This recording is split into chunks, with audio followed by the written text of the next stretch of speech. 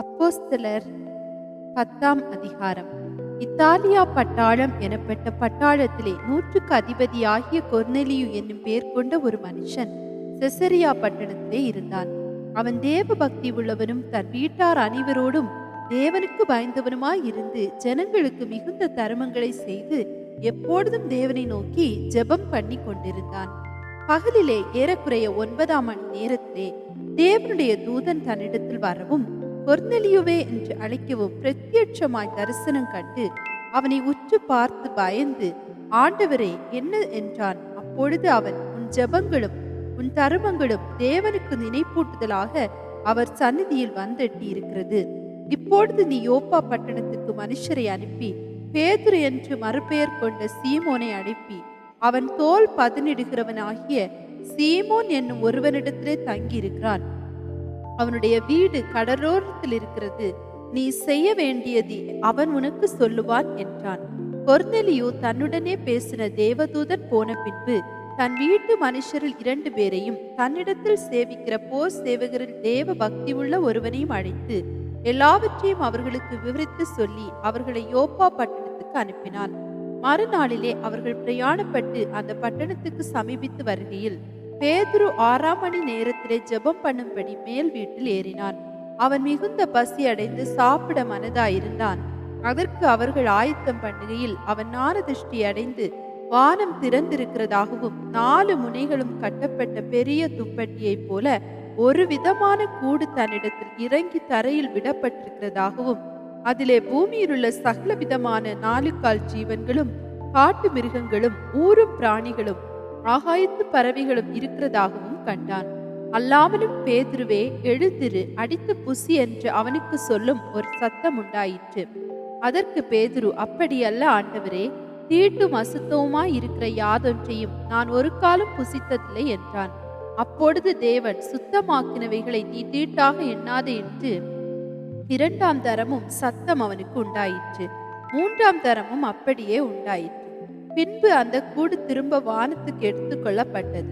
அப்பொழுது பேதுரு தான் கண்ட தரிசனத்தை குறித்து தனக்குள்ளே சந்தேகப்படுகையில், இதோ கொர்நெலியுவினால் அனுப்பப்பட்ட மனுஷர்கள் சீமோனுடைய வீட்டை விசாரித்து கொண்டு வாசற்படியிலே வந்து நின்று, பேதுரு என்று மறுபெயர் கொண்ட சீமோன் இங்கே தங்கியிருக்கிறாரா என்று கேட்டார்கள். பேதுரு அந்த தரிசனத்தை குறித்து சிந்தனை பண்ணி கொண்டிருக்கையில் ஆவியானவர், இதோ 3 மனுஷர் உன்னை தேடுகிறார்கள். நீ எழுந்து இறங்கி ஒன்றுக்கும் சந்தேகப்படாமல் அவர்களுடனே கூட போ, நானே அவர்களை அனுப்பினேன் என்று அவனுக்கு சொன்னார். அப்பொழுது பேதுரு கொர்நெலியுவினால் தன்னிடத்தில் அனுப்பப்பட்ட மனுஷரிடத்துக்கு இறங்கி போய், இதோ நீங்கள் தேடுகிறவன் நான் தான், நீங்கள் வந்திருக்கிற காரியம் என்ன என்றான். அதற்கு அவர்கள், நீதிமானும் தேவனுக்கு பயப்படுகிறவரும் யூத ஜனங்கள் எல்லாராலும் நல்லவரென்று சாட்சி பெற்றவருமாகிய கொர்நெலியு என்னும் 100க்கு அதிபதி உம்மை தம்முடைய வீட்டுக்கு அழைப்பித்து உம்மால் சொல்லப்படும் வார்த்தைகளை கேட்கும்படி பரிசுத்த தூதனாலே தேவ எத்தனமாய் கட்டளை பெற்றார் என்றார்கள். அப்பொழுது பேதுரு அவர்களை உள்ளே அழைத்து அவர்களுக்கு உபசாரம் செய்து மறுநாளிலே அவர்களுடனே கூட புறப்பட்டான். யோப்பா பட்டணத்தார் ஆகிய சகோதரரில் சிலரும் அவனுடனே கூட போனார்கள். மறுநாளிலே செசரியா பட்டணத்தில் பிரவேசித்தார்கள். கொர்நெலியு தன் உறவின் முறையாரையும் தன்னுடைய விசேஷித்த சிநேகிதரையும் கூட வரவழைத்து அவர்களுக்காக காத்திருந்தான்.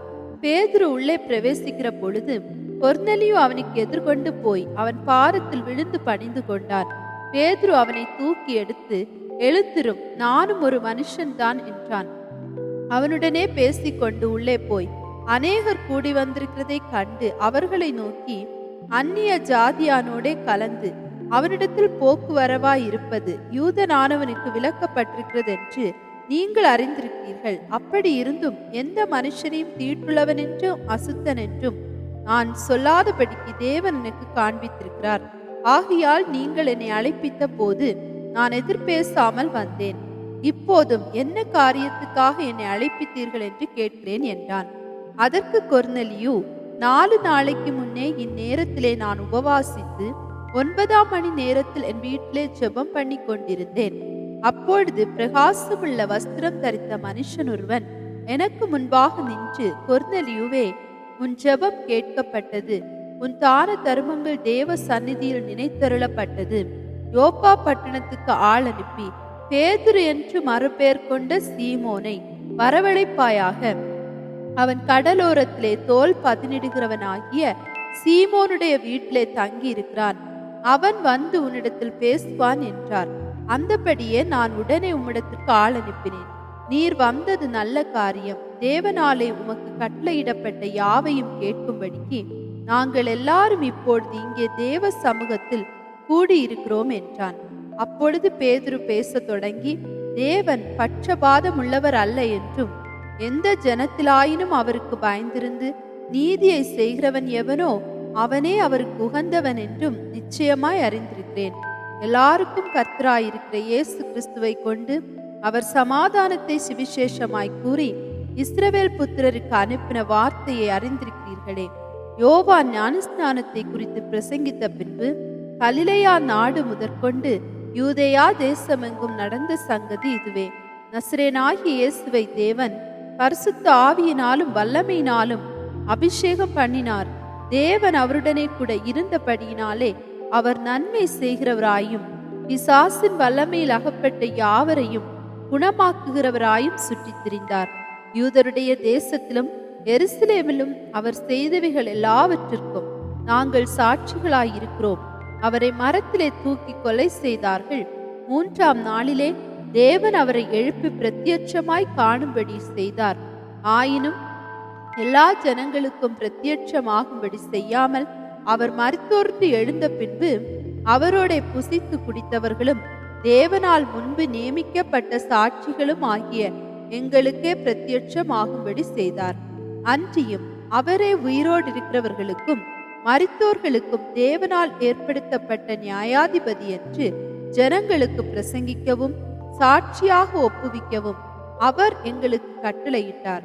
அவரை விசுவாசிக்கிறவன் எவனோ அவன் அவருடைய நாமத்தினாலே பாவ மன்னிப்பை பெறுவான் என்று தீர்க்கதரிசிகள் எல்லாரும் அவரை குறித்தே சாட்சி கொடுக்கிறார்கள் என்றான். இந்த வார்த்தைகளை பேதுரு பேசிக் கொண்டிருக்கையில் வசனத்தை கேட்டவர்கள் யாவர் மேலும் பரிசுத்த ஆவியானவர் இறங்கினார்.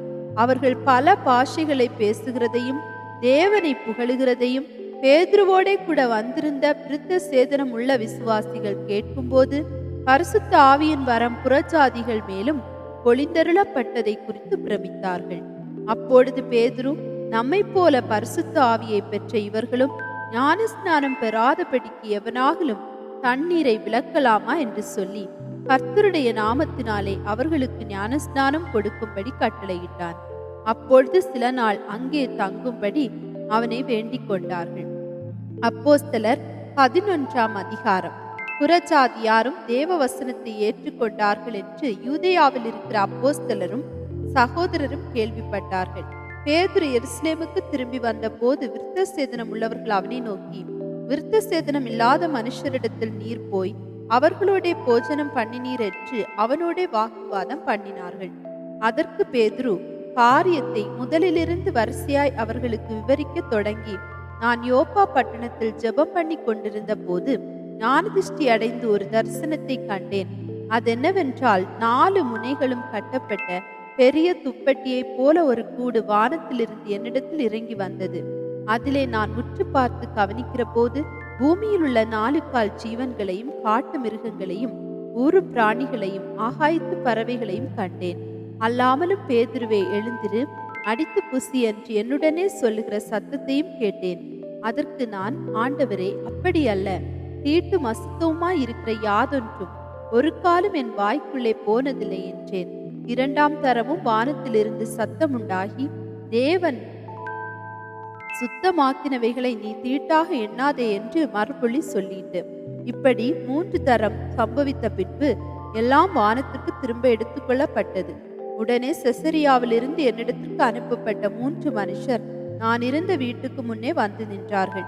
நான் ஒன்றுக்கும் சந்தேகப்படாமல் அவர்களோட கூட போகும்படி ஆவியானவர் எனக்கு கட்டளையிட்டார். சகோதரராகிய இந்த 6 பேரும் என்னோட கூட வந்தார்கள்.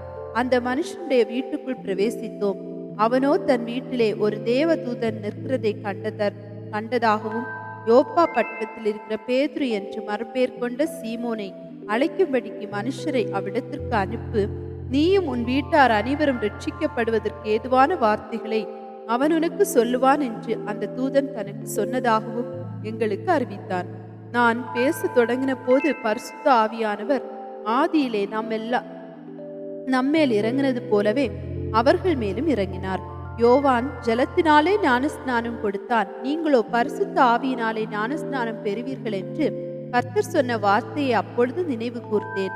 ஆதலால் கர்த்தராகிய இயேசு கிறிஸ்துவை விசுவாசித்திருக்கிற நமக்கு தேவன் வரத்தை அனுகிரகம் பண்ணினது போல அவர்களுக்கும் அந்த வரத்தையே அனுகிரகம் பண்ணி இருக்கும் போது தேவனை தடுக்கிறதற்கு நான் எம்மாத்திரம் என்றான். இவைகளை அவர்கள் கேட்டபொழுது அமர்ந்திருந்து, அப்படியானால் ஜீவனுக்கு ஏதுவான மனம் திரும்புதலை தேவன் புறஜாதியாருக்கும் அருளி செய்தார் என்று சொல்லி தேவனை மகிமைப்படுத்தினார்கள். தேவான் நிமித்தமாய் எழும்பின உபத்திரவத்தினாலே சிதறப்பட்டவர்கள் சுவிசேஷ வசனத்தை யூதர்களுக்குள்ளே அன்றி மற்ற ஒருவருக்கும் அறிவியாமல் பெனிக்கே நாடு, சிப்ரு தீவு, அந்தியோக்கியா பட்டணம் வரைக்கும் சுற்றித் திரிந்தார்கள். அவர்களில் சீப்ரு தீவாரும் சிரேனா பட்டணத்தாருமாகிய சிலர் அந்தியோக்கியா பட்டணத்துக்கு வந்து கிரேக்கருடனே பேசி கர்த்தராகிய இயேசுவை குறித்து பிரசங்கித்தார்கள். கர்த்தருடைய கரம் அவர்களோட இருந்தது. அநேக ஜனங்கள் விசுவாசிகளாகி கர்த்தரிடத்தில் திரும்பினார்கள். எருசலேமில் உள்ள சபையார் இந்த காரியங்களை குறித்து கேள்விப்பட்ட போது அந்தியோக்கியா வரைக்கும் போகும்படிக்கு பர்னபாவை அனுப்பினார்கள். அவன் போய் சேர்ந்து தேவனுடைய கிருபையை கண்டபோது சந்தோஷப்பட்டு கர்த்தரிடத்தில் மன நிர்ணயமாய் நிலைத்திருக்கும்படி எல்லாருக்கும் புத்தி சொன்னான். அவன் நல்லவனும் பரிசுத்த ஆவியினாலும் விசுவாசத்தினாலும் நிறைந்தவனுமாய் இருந்தான். அநேக ஜனங்கள் கர்த்தரிடமாய் சேர்க்கப்பட்டார்கள். பின்பு பர்னபா சவுலை தேடும்படி தர்சுவுக்கு புறப்பட்டு போய் அவனை கண்டு அந்தியோக்கியாவுக்கு அழைத்து கொண்டு வந்தான். அவர்கள் 1 வருஷ காலமாய் சபையோடே கூடியிருந்து அநேக ஜனங்களுக்கு உபதேசம் பண்ணினார்கள். முதல் அந்தியோக்கியாவிலே சீஷர்களுக்கு கிறிஸ்தவர்கள் என்கிற பேர் வழங்கிற்று. அந்நாட்களிலே எருசலேமிலிருந்து சில தீர்க்கதரிசிகள் அந்தியோக்கியாவுக்கு வந்தார்கள். அவர்களில் ஒருவனாகிய அகபு என்பவன் எழுந்து உலகமெங்கும் கொடிய பஞ்சம் உண்டாகும் என்று ஆவியானவராலே அறிவித்தான். அது அப்படியே கிலவுதியு ராயனுடைய நாட்களிலே உண்டாயிற்று. அப்பொழுது சீஷரில் அவரை தங்கள் திராணிக்கு தக்கதாக யூதேயாவில் குடியிருக்கிற சகோதரருக்கு உதவியாக பணம் சேகரித்து அனுப்ப வேண்டும் என்று தீர்மானம் பண்ணினார்கள். அப்படியே அவர்கள் சேகரித்து பர்னபா சவுல் என்பவர்களுடைய கையிலே கொடுத்து மூப்பரிடத்துக்கு அனுப்பினார்கள். அப்போஸ்தலர் 12ஆம் அதிகாரம். அக்காலத்திலே ஏரோது ராஜா சபையிலே சிலரை துன்பப்படுத்த தொடங்கி யோவானுடைய சகோதரனாகி யாக்கோபை பட்டயத்தினாலே கொலை செய்தான். அது யூதருக்கு பிரியமாயிருக்கிறது என்று அவன் கண்டு பேதுருவையும் பிடிக்க தொடர்ந்தான். அப்பொழுது புளிப்பில்லாத அப்ப பண்டிகை நாட்களாயிருந்தது. அவனை பிடித்து சிறைசாலையிலே வைத்து பஸ்கா பண்டிகைக்கு பின்பு ஜனங்களுக்கு முன்பாக அவனை வெளியே கொண்டு வரலாம் என்று எண்ணி அவனை காக்கும்படி வகுப்புக்கு 4 பேர் சேவகராக ஏற்படுத்தி 4 வகுப்புகளின் வசமாக ஒப்புவித்தான். அப்படியே பேதுரு சிறைச்சாலையிலே காக்கப்பட்டிருக்கையில் சபையார் அவனுக்காக தேவனை நோக்கி ஊக்கத்தோடு ஜெபம் பண்ணினார்கள். ஏரோது அவனை வெளியே கொண்டு வரும்படி குறித்திருந்த நாளுக்கு முந்தின நாள் ராத்திரியிலே பேதுரு 2 சங்கிலிகளினாலே கட்டப்பட்டு 2 சேவகர் நடுவே நித்திரை பண்ணி கொண்டிருந்தான். காவற்காரரும் கதவுக்கு முன்னிருந்து சிறைச்சாலையை காத்து கொண்டிருந்தார்கள். அப்பொழுது கர்த்தருடைய தூதன் அங்கே வந்து நின்றான். அறையிலே வெளிச்சம் பிரகாசித்தது. அவன் பேதுருவை விலாவிலே கட்டி சீக்கிரமாய் எழுந்திரு என்று அவனை எழுப்பினான். உடனே சங்கிலிகள் அவன் கைகளில் இருந்து விழுந்தது. தூதன் அவனை நோக்கி, உன் அறையை கட்டி உன் பாதரட்சைகளை தொடுத்துக்கொள் என்றான். அவன் அந்தபடியே செய்தான். தூதன் பின்னும் அவனை நோக்கி, உன் வஸ்திரத்தை போர்த்து கொண்டு என் பின்னே வா என்றான். அந்தபடியே அவன் புறப்பட்டு அவனுக்கு பின் சென்று தூதனால் செய்யப்பட்டது மெய்யென்று அறியாமல் தான் ஒரு தரிசனம் காண்கிறதாக நினைத்தான். அவர்கள் 1ஆம் காவலையும் 2ஆம் காவலையும் கடந்து நகரத்திற்கு போகிற இரும்பு கதவண்டையிலே வந்தபோது அது தானாய் அவர்களுக்கு திறவுண்டது. அதன் வழியாய் அவர்கள் புறப்பட்டு ஒரு வீதி நெடுக நடந்து போனார்கள். உடனே தூதன் அவனை விட்டு போய்விட்டான். பேதுருவுக்கு தெளிவு வந்தபோது, ஏரோதின் கைக்கு யூத ஜனங்களின் எண்ணங்களுக்கும் என்னை விடுதலை ஆக்கும்படிக்கு கர்த்தர் தம்முடைய தூதனை அனுப்பினார் என்று நான் இப்பொழுது மெய்யாய் அறிந்திருக்கிறேன் என்றான். அவன் இப்படி நிச்சயித்து கொண்டு மார்க்கு என்னும் பெயர் கொண்ட யோவானுடைய தாயாகிய மரியாள் வீட்டுக்கு வந்தான். அங்கே அநேகர் கூடி ஜெபம் பண்ணி கொண்டிருந்தார்கள். பேதுரு வாசற் கதவை தட்டின போது ரோதை என்னும் பெயர் கொண்ட ஒரு பெண் ஒற்று கேட்க வந்தாள். அவள் பேதுருவின் சத்தத்தை அறிந்து சந்தோஷத்தினால் கதவை திறவாமல் உள்ளே ஓடி பேதுரு வாசலுக்கு முன்னே நிற்கிறார் என்று அறிவித்தாள். அவர்கள், நீ பிதற்றுகிறாய் என்றார்கள். அவளோ அவர்தான் என்று உறுதியாய் சாதித்தாள். அப்பொழுது அவர்கள், அவருடைய தூதனாய் இருக்கலாம் என்றார்கள். பேதுரு பின்னும் தட்டி கொண்டிருந்தான். அவர்கள் திறந்த போது அவனை கண்டு பிரமித்தார்கள். அவர்கள் பேசாமல் இருக்கும்படி அவன் கையமர்த்தி கர்த்தர் தன்னை காவலில் இருந்து விடுதலையாக்கின விதத்தை அவர்களுக்கு விவரித்து, இந்த செய்தியை யாக்கோபுக்கும் சகோதரனுக்கும் அறிவியுங்கள் என்று சொல்லி புறப்பட்டு வேறொரு இடத்திற்கு போனான். பொழுது விடிந்த பின்பு பேதுருவை குறித்து சேவகருக்குள்ளே உண்டான கலக்கம் கொஞ்சமல்ல. ஏரோது அவனை தேடி காணாமற் போன போது காவற்காரரை விசாரணை செய்து அவர்களை கொலை செய்யும்படி கட்டளையிட்டு பின்பு யூதேயா தேசத்தை விட்டு செசரியா பட்டணத்துக்கு போய் அங்கே வாசம் பண்ணினான். அக்காலத்திலே ஏரோது தீரியர் பேரிலும் சீதோனியர் பேரிலும் மிகவும் கோபமாயிருந்தான். தங்கள் தேசம் ராஜாவின் தேசத்தினால் போஷிக்கப்பட்டபடியினால் அவர்கள் ஒருமனப்பட்டு அவனிடத்தில் வந்து ராஜாவின் வீட்டு விசாரணைக்காரனாகிய பிளாஸ்துவை தங்கள் வசமாக்கி சமாதானம் கேட்டுக்கொண்டார்கள். குறித்த நாளிலே ஏரோது ராஜ வஸ்திரம் தரித்து கொண்டு சிங்காசனத்தின் மேல் உட்கார்ந்து அவர்களுக்கு பிரசங்கம் பண்ணினான். அப்பொழுது ஜனங்கள், இது மனுஷ சத்தம் அல்ல, இது தேவ சத்தம் என்று ஆர்ப்பரித்தார்கள். அவன் தேவனுக்கு மகிமையை செலுத்தாதபடியினாலே உடனே கர்த்தருடைய தூதன் அவனை அடித்தான். அவன் புழு புழுத்து இறந்தான். தேவ வசனம் வளர்ந்து பெருகிற்று. பர்னபாவும் சவுலும் தர்ம ஊழியத்தை நிறைவேற்றின பின்பு மார்க் என்னும் மறுபெயர் கொண்ட யோவானை கூட்டிக் கொண்டு எருசலேமை விட்டு திரும்பி வந்தார்கள்.